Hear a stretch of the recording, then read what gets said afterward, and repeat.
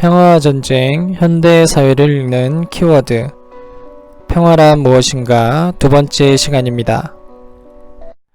1차 대전 이후에 인류에게 던져진 가장 큰 과제는 평화를 확립하고 안정적으로 유지할 수 있는 방법을 착안해내는 것이었습니다. 평화라고 하는 것은 국가 간의 전쟁이 없는 상태이기도 했던 동시에 전쟁의 과정에서 경험되어졌었던 사회 내부의 부조리함과 차별, 소외, 억압, 착취 등을 해소할 수 있는 방법 등을 모색하는 것이었습니다. 그것은 사회주의라는 새로운 형태의 대안적 체제와 사회주의에 대응해서 민주주의를 지키기 위한 국가들의 내부 혁신에도 영향을 미치게 됩니다.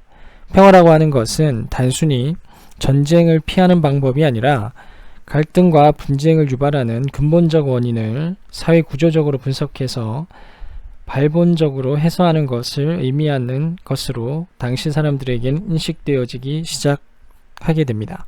자, 그러면 그 내용들을 살펴보도록 하겠습니다. 평화란 무엇일까요? 비둘기와 무지개의 상징? 국가 사이에 전쟁이 없는 상태? 우리는 평화가 진짜 의미하는 것이 무엇인지 좀 더 구체적으로 접근해 볼 필요가 있습니다. 지구상에 있는 대다수의 사람들이 품위 있는 삶을 영위할 수 있도록 충분한 자원들을 얻고 충분한 교육과 의료 혜택을 받아서 빈곤으로부터 자유롭고 두려움으로부터 자유롭게 살 수 있는 것. 바로 정의와 평등이 함께하는 지속가능한 평화에 대해서 말이죠. 이것을 인간안보라고 부릅니다.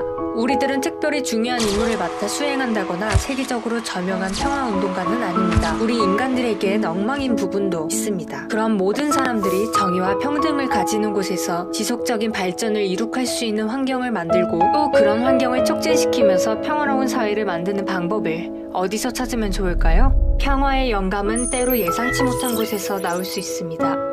지속가능한 평화의 답은 어쩌면 이런 우리에게 있을 수도 있습니다. 바로 나 스스로가 일어나서 자발적으로 행동하는 것입니다.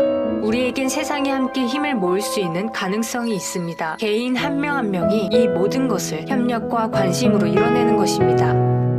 어쩔 수 없이 폭력을 써야 한다고 생각하는 사람이 어느 날 우리들의 이야기를 듣고 더 나은 길이 있음을 깨닫는 순간이 만들어질 수 있습니다.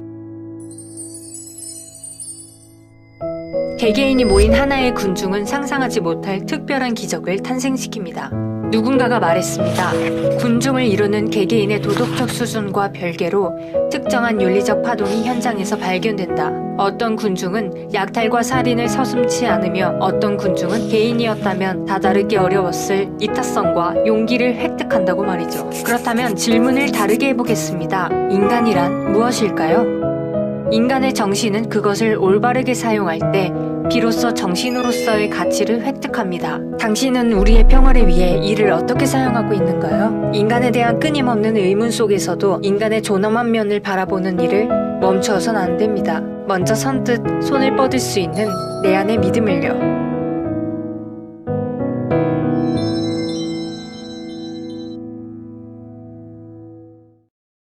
변화의 가장 큰 획기가 됐던 것은 역시 1차 세계대전이었죠. 1차 세계대전은 다양한 모순들이 응집되어져서 분출되어졌던 사건이었고요. 그것은 비스마르크 체제의 결과물이기도 했습니다. 그렇기 때문에 1차 세계대전 이후에는 새로운 평화의 질서가 필요했었고요. 그것은 비스마르크 체제에 대한 적실한 반성에서 확립되어지기도 했습니다.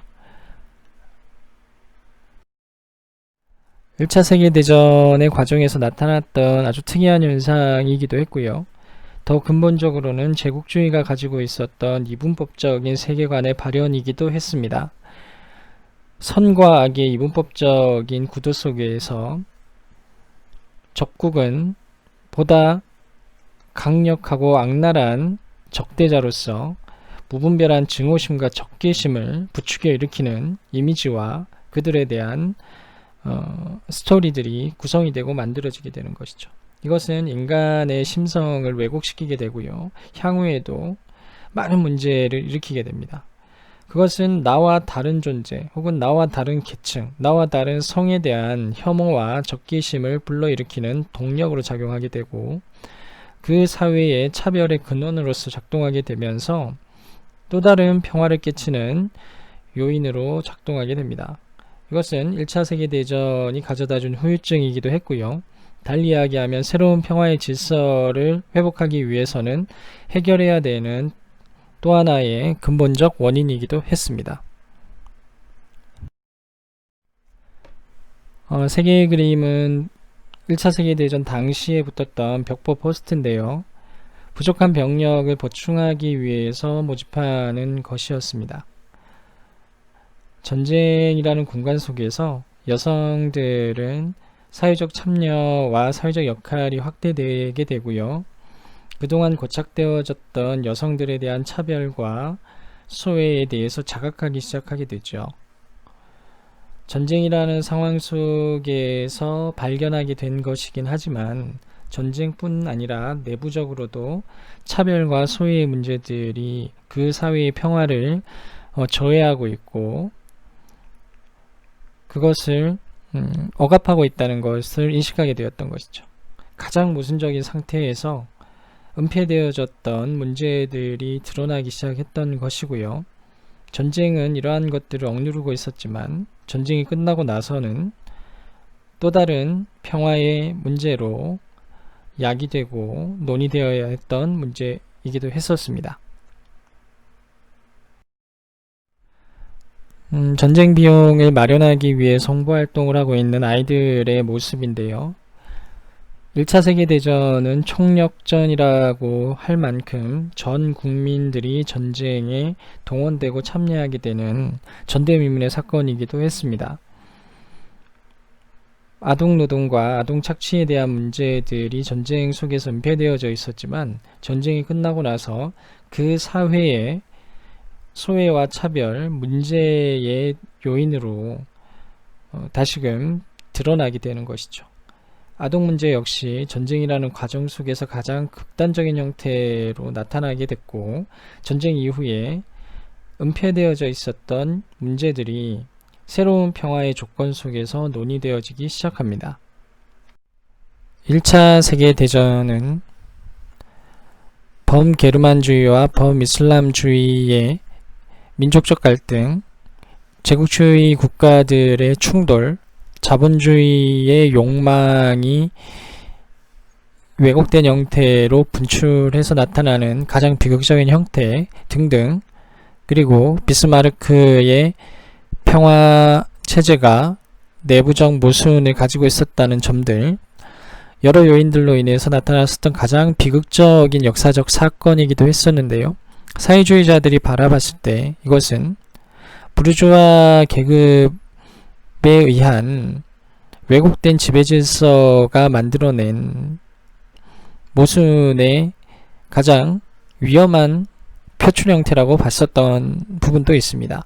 어떤 미친 인간이 프란츠 페르디난트 황태자 부부의 피를 흐르게 했다는 이유로 이제 수천만 명의 민중의 피가 흐르려 한다. 정치를 하는 소수 부르주아지들의 왜곡된 판단이 많은 민중들을 전쟁 상태 속에 몰입하게 하고 그들의 피로 대가를 치르게 하는 이 모순적인 구조를 타파해야 된다는 주장인 거죠. 1차 세계대전을 통해서 청소년의 문제, 계급의 문제, 여성의 문제, 인종의 문제 등에 대한 다양한 내적 문제들이 이해되고 인식되어지기 시작합니다. 1917년 러시아에서는 러시아 혁명이 일어나게 되는데요. 빵과 평화, 토지와 자유를 외치는 레닌의 모습입니다.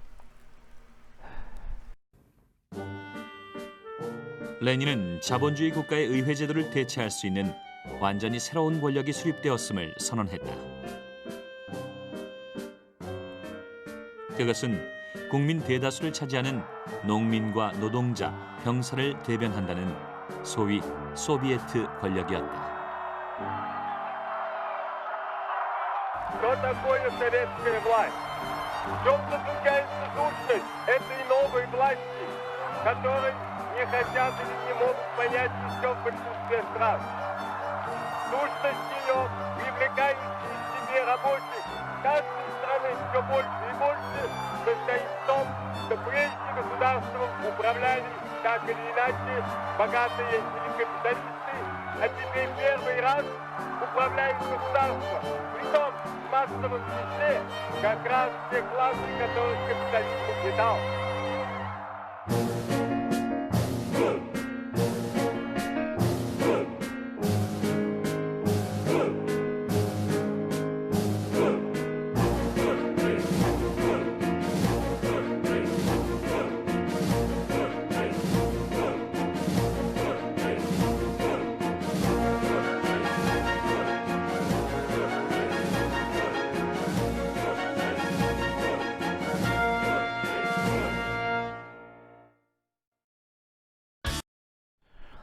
(1917년에) 일어났었던 러시아 혁명의 과정은 차후에 다시 한 번 더 구체적으로 설명을 드릴 거고요. 러시아 혁명을 통해서 새로운 평화의 개념이 정립되어 가게 되죠. 러시아 혁명은 계급에 의한 소외와 차별, 인간에 의한 인간의 억압 상태를 극복하고 모두가 평등한 새로운 질서를 구축하는 인류 역사의 획기적인 사건이기도 했고요.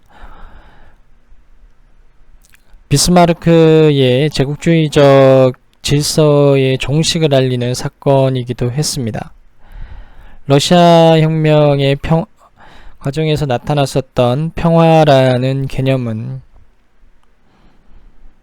가장 문제가 되는 근원적인 억압의 구조, 억압의 질서를 분석해서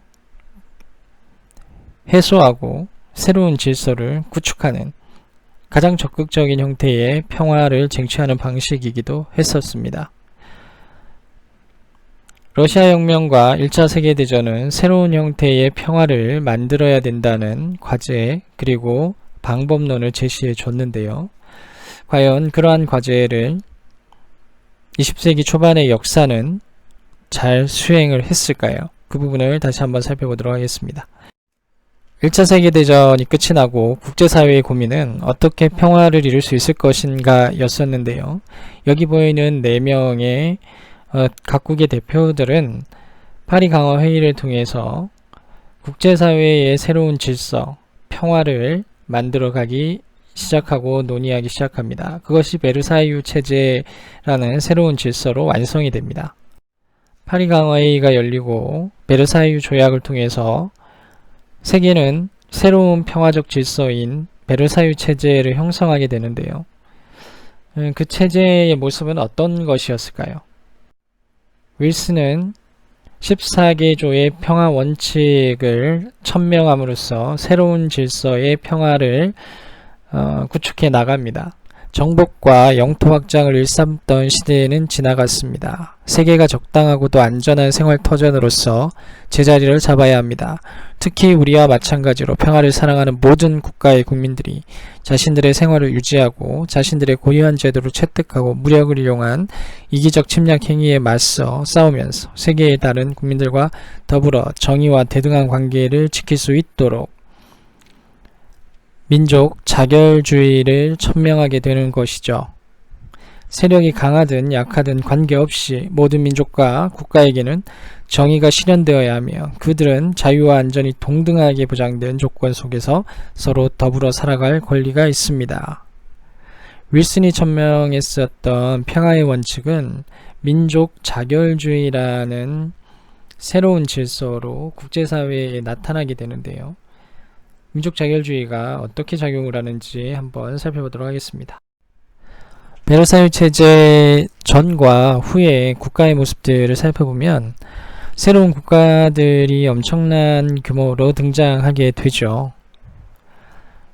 세계의 제국, 러시아 제국, 오스만 제국, 오스트리아 헝가리 제국이 해체되면서 새롭게 독립한 국가였던 핀란드, 에스토니아, 라트비아, 리투아니아, 체코슬로바키아, 헝가리, 유고슬라비아 등의 새로운 신생 국가들이 등장하게 되는데요. 이들이 독립하고 새로운 국가를 건설할 수 있었던 가장 중요한 이념은 민족 자결주의였습니다. 그리고 그것은 평화의 가장 근본적인 원칙이었던 것이죠. 1차 세계대전이 끝이 나고 베르사유 체제가 성립이 되죠. 베르사유 체제는 평화의 원칙을 천명하게 되고요. 민족 자결주의를 외칩니다. 세계는 새로운 평화의 가치를 이야기하기 시작하는데요. 문제는 이 평화가 또 다른 폭력의 도구로서 작용하기 시작했다는 점입니다. 1차 세계대전이 끝이 나고 새로운 체제인 사회주의 국가가 현실적으로 등장하게 되죠. 그와 동시에 사회주의와 경쟁했던 자유주의 국가, 자본주의 국가들은 보다 민주적인 국가를 건설하기 위한 내부적인 개혁을 추진하게 되고요. 경제적인 위기와 국민적인 민족 정신의 실추 속에서 그 돌파구를 내셔널리즘의 강화와 전체주의라는 새로운 형태의 돌파구를 찾아서 움직이는 전체주의 국가들도 등장하게 됩니다. 세계의 상이한 체제가 경쟁하게 되면서 평화는 그들의 목적이 되고요. 그 목적은 폭력의 양상으로 드러나기 시작합니다. 사회주의 국가의 경우 혁명적 평화론이라는 새로운 개념이 등장하게 되는데요. 레닌 초기에는 평화 공존이라고 해서 자유주의 국가와 사회주의 국가의 평화적 공존 체제를 형성하게 됩니다. 이때까지만 해도 평화라고 하는 것은 공존의 논리였지 충돌의 논리는 아니었습니다. 그것은 레닌의 자신감에서 발동한 것이기도 했는데요.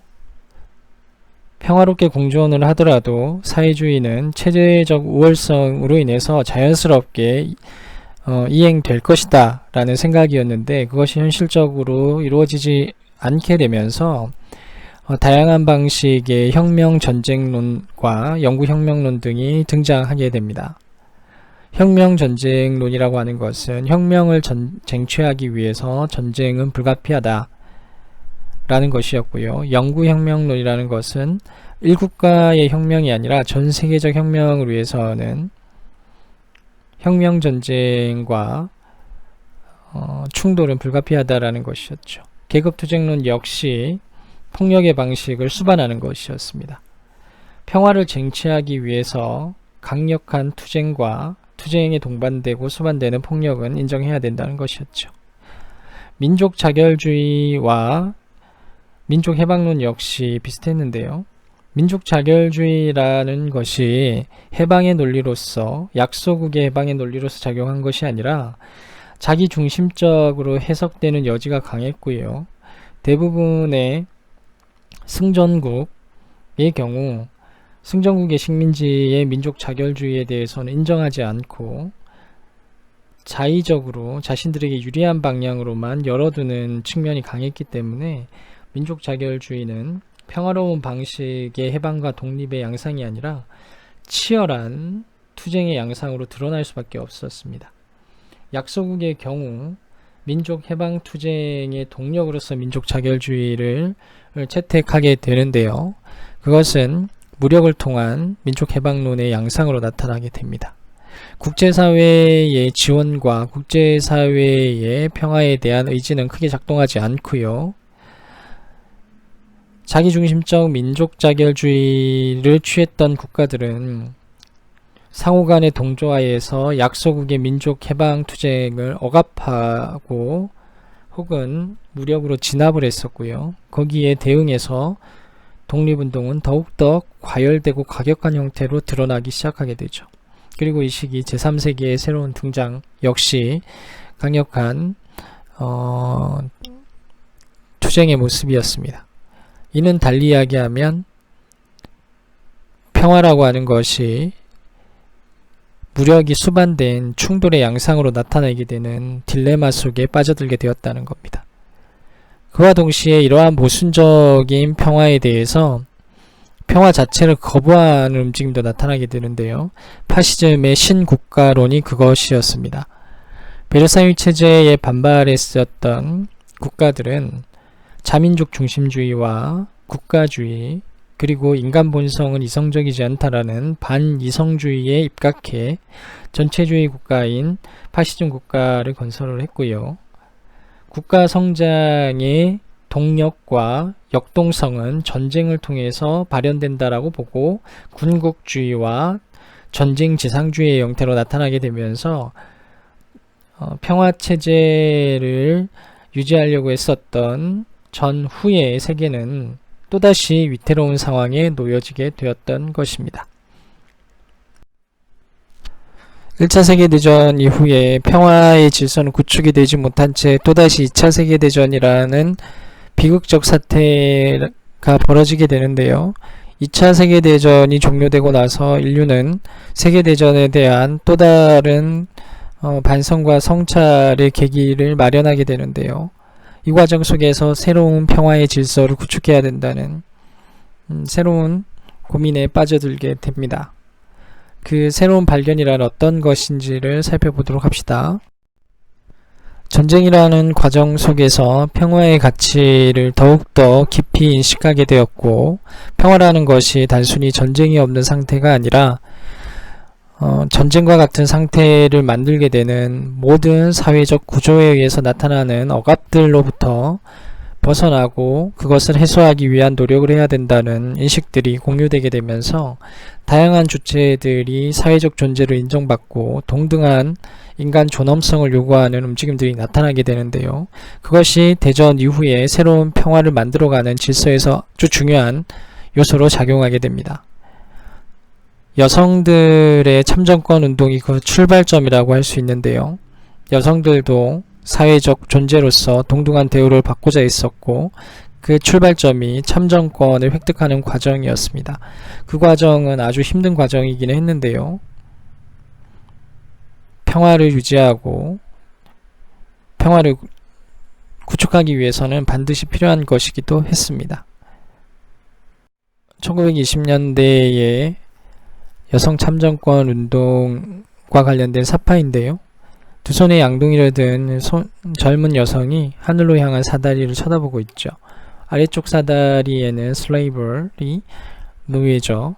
그리고 힘든 집안일, 가게일 등이 적혀 있습니다. 가장 윗단에는 equal service, 평등 참정권이 있고요. 임금의 평등, 그리고 대통령이 될 수 있는 권한 등이 적혀 있습니다. 여성들도 남성들과 동등한 사회적 주체로서 인정받기 위한 운동이 벌어지게 되는데요. 그것은 새로운 세계의 평화의 원칙을 수립하는 첫 번째 발로이기도 했습니다. 2차 세계대전 이후에 가장 극적인 변화라고 할 수 있는 것은 1968년에 있었던 68혁명이라고 할 수 있는데요. 베트남 전쟁에 대한 반대에서 시작했던 이 운동은 모든 차별에 저항하는 움직임이었습니다.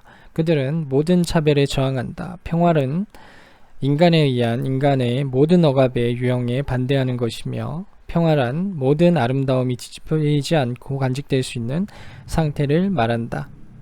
그들은 평화라고 하는 것은 일상을 평화롭게 살아갈 수 있는 권리를 이야기를 하는 것이고요. 그것은 전쟁에 대한 반대인 동시에 모든 차별에 대한 반대였고요. 인간에 의해서 이루어지는 모든 억압에 대한 반대이기도 했습니다.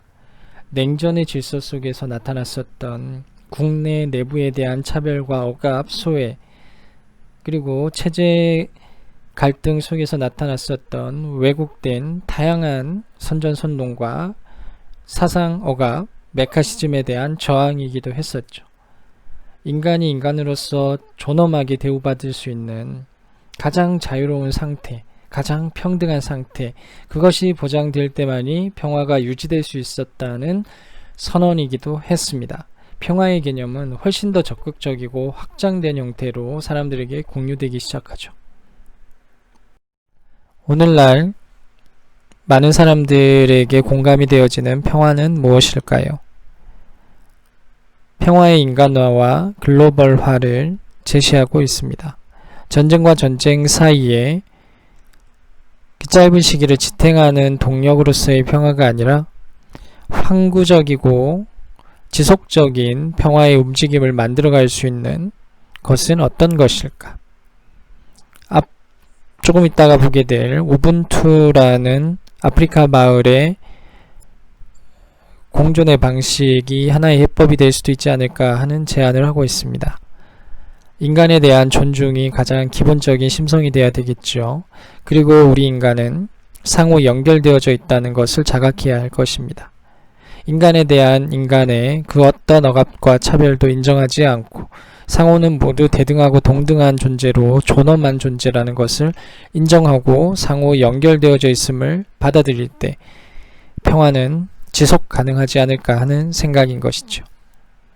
평화라고 하는 것은 전쟁이 없는 상태 뿐만 아니라 모든 억압과 착취의 근본적인 구조를 해소하는 것, 동시에 지구 시민으로서의 연대의식과 평화에 대한 갈망이 실질적인 힘으로 나타날 때 가능하지 않은가 하는 이야기이기도 합니다. 링컨의 말을 조금 변형을 하면 인간에 의한 인간을 위한 인간의 평화라는 새로운 개념의 평화가 21세기 우리 시대의 평화로 자리매김해야 하지 않을까 하는 제안이기도 합니다.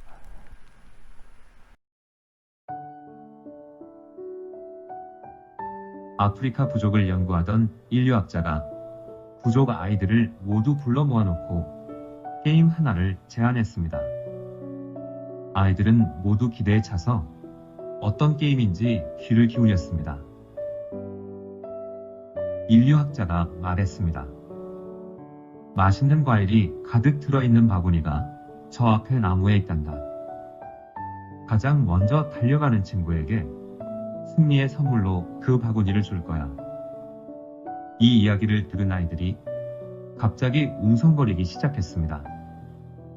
그리고 서로의 얼굴을 쳐다보기 시작했습니다. 하지만 영문을 몰랐던 인류학자는 개의치 않고 출발 신호를 울렸습니다. 잠시 후 그는 당황하기 시작했습니다. 서로 앞서거니 뒤서거니 뛰어갈 줄 알았던 아이들이 약속이라도 한 것처럼 서로 손을 잡고 달리기 시작했던 것입니다. 나무에 도착한 아이들은 모두가 함께 힘을 모아 과일 바구니를 내리고 모두가 함께 먹기 시작했습니다. 놀란 모습으로 지켜보던 인류학자가 아이들에게 물었습니다. 열심히 뛰어서 1등을 하면 혼자서 다 차지할 수도 있는데 왜 다 같이 손을 잡고 함께 달렸는지 궁금하구나. 이 말을 들은 아이들이 일제히 외쳤습니다. 우분투. 그리고 한 아이가 말을 이어갔습니다. 나머지 다른 아이들이 슬픈데 어떻게 혼자만 행복할 수 있나요?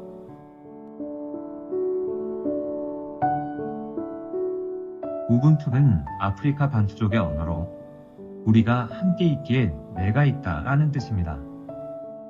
넬슨 만델라 대통령이 자주 강조해 널리 알려진 말이기도 합니다. 우리는 혼자 존재할 수 없습니다. 우리는 주변 사람들과 긴밀하게 연결되어 있는 운명 공동체입니다. 우분투. 우리가 함께 있기에 내가 있는 것입니다.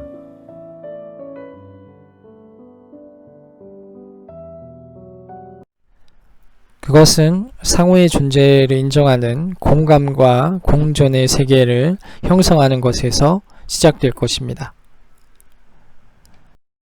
폭력에 대해서 연구했었던 르네 지라르라는 인물은 평화는 완성된 하나의 상태가 아니라 폭력이 줄어드는 과정 혹은 폭력을 줄이는 과정이라고 이야기했습니다. 평화라고 하는 것은 다양한 폭력의 가능성들을 배제하고 줄여나가는 과정이 되어야 할 것입니다. 평화의 이름으로 자행되는 모든 폭력, 평화의 이름으로 자행되는 모든 억압과 착취들이 해소되는 과정이어야 할 것이고요. 그것은 매우 현실적이고 직접적인 형태로 나타나야 할 것입니다. 그 방법은 어떤 것이 있을 수 있을까? 엠파티 운동이라는 게 있는데요. 공감이라는 뜻이죠.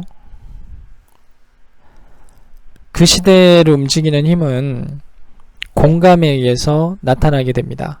공감이라고 하는 것은 타자지향적 공감과 자기중심적 공감으로 구분이 되는데요.